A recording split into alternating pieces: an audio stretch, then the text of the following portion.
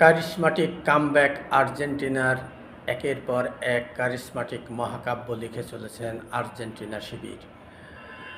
যখন ইংল্যান্ডের দুর্গ ভাঙার কোনো উপায় ছিল না, ৮৫ মিনিট হয়ে গেছে ১-০ গোলে এগিয়ে ইংল্যান্ড, ঠিক সে সময় মেসির দুটি শট থেকে দুটি গোল দিয়ে এবারের বিশ্বকাপের ফাইনালের টিকিট নিশ্চিত করে আর্জেন্টিনা।